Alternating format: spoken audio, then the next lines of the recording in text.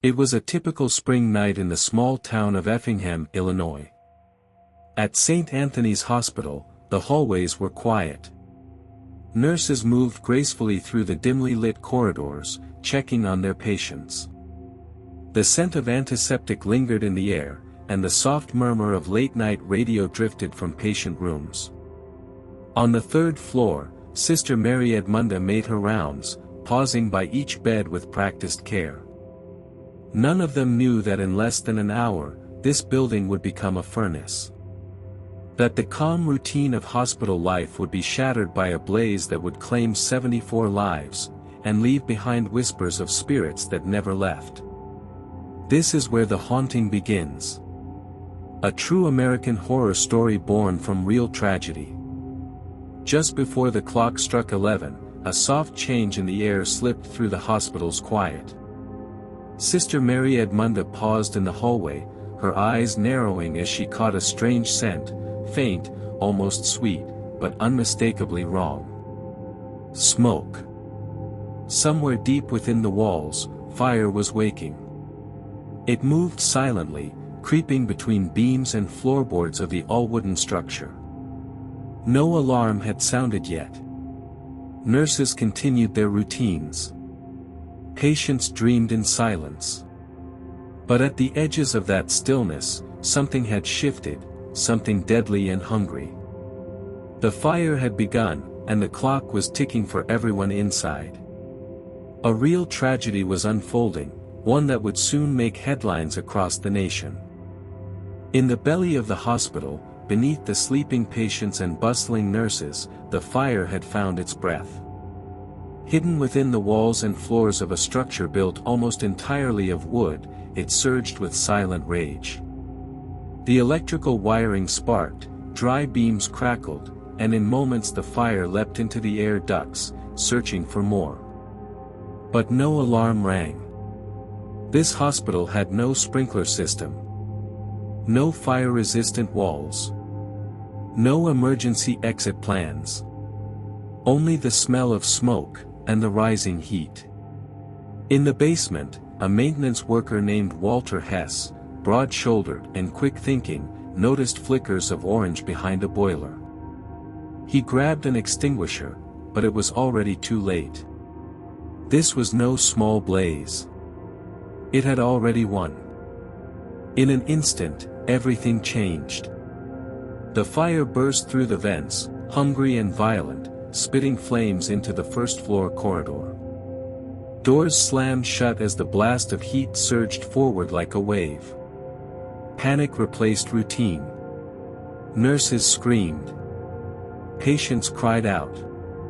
One young nurse, Margaret Keller, just 26, sprinted down the hall, her uniform catching embers in the air. She banged on doors, shouting for people to get out. There was no fire drill, just instinct. The smoke thickened quickly, black and choking. Lights flickered and died, and with no intercom or alarm system, chaos reigned. In the confusion, lives were already being lost, some too frail to move, others too shocked to act. But Margaret, like many that night, kept running toward the danger. The fire had spread faster than anyone anticipated, and now the patients were trapped. The stairwells, the only escape route, had turned into raging infernos. Thick black smoke poured down the steps, making it nearly impossible to breathe. In one of the most desperate moments, Dr. Robert Hayes, the hospital's chief surgeon, led a group of medical staff toward the emergency exit. His face was grim, sweat beading on his forehead as he tried to remain calm amidst the panic. But the smoke and heat were overwhelming. Nurses helped lift the elderly and frail patients, but not all of them made it. One by one, people either found their way out or fell victim to the suffocating air and fire. The only choice left was to escape or burn, and many would never make it out alive. The screams of those trapped in the upper floors echoed through the building, unanswered. As the fire raged on, the small town of Effingham's firefighting team scrambled to the scene. The sirens of their trucks screamed into the night, but as they approached, it became clear, they were too late to stop the inferno. The fire had already eaten through the wooden structure. The hospital, built in the early 20th century, had no fire-resistant materials or sprinklers, only dry timber waiting to burn. The firefighters, armed with only basic equipment, fought against the flames that were consuming the hospital. They sprayed water into the building, but the fire was too advanced. Their hoses barely slowed its progress. Inside, it was a race against time. The hospital's fate had been sealed, but the firefighters' arrival gave the survivors a sliver of hope, though it was already a desperate one. The first responders were battling a beast they could not contain. By now, the hospital was a skeleton of fire and smoke. Nurses, doctors, firefighters, anyone still standing, were pulling people from windows, guiding them through thick smoke, and laying them on the frozen courtyard outside. Some of the rescued were covered in burns.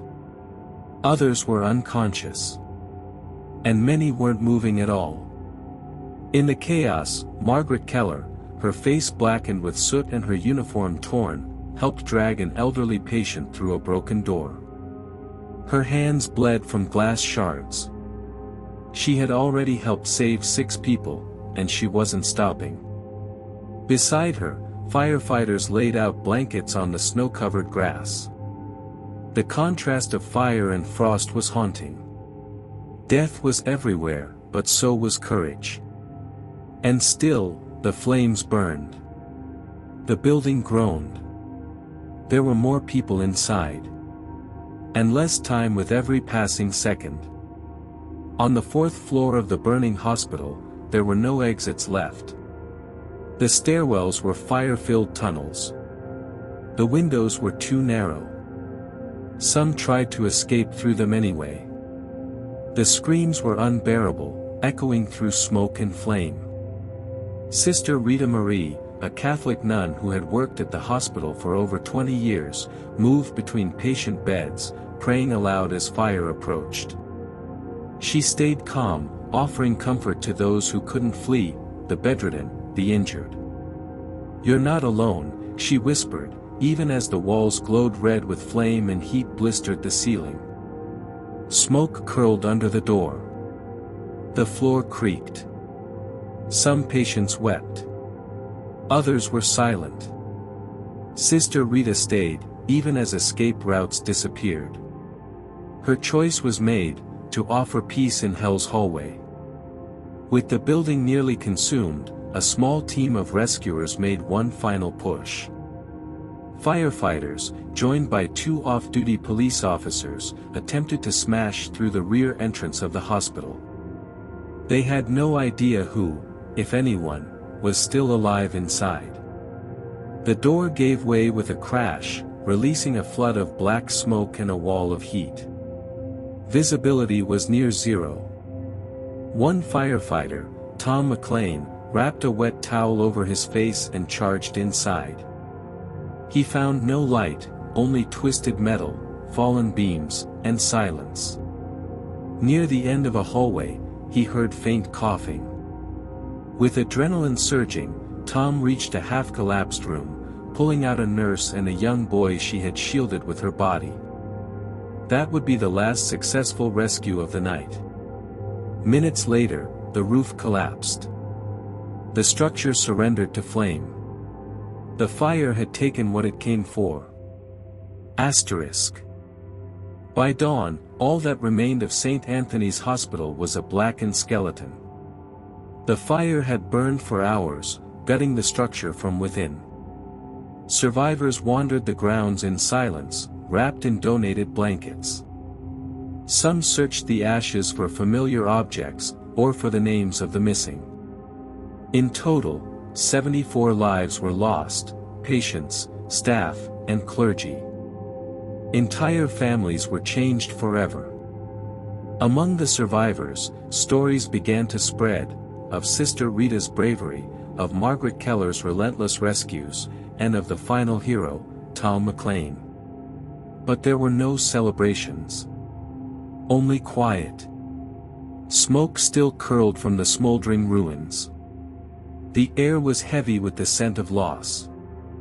That morning, the town of Effingham mourned not just a tragedy, but a reminder, that even in the darkest fire, there can be light, in the hearts of those who refuse to run.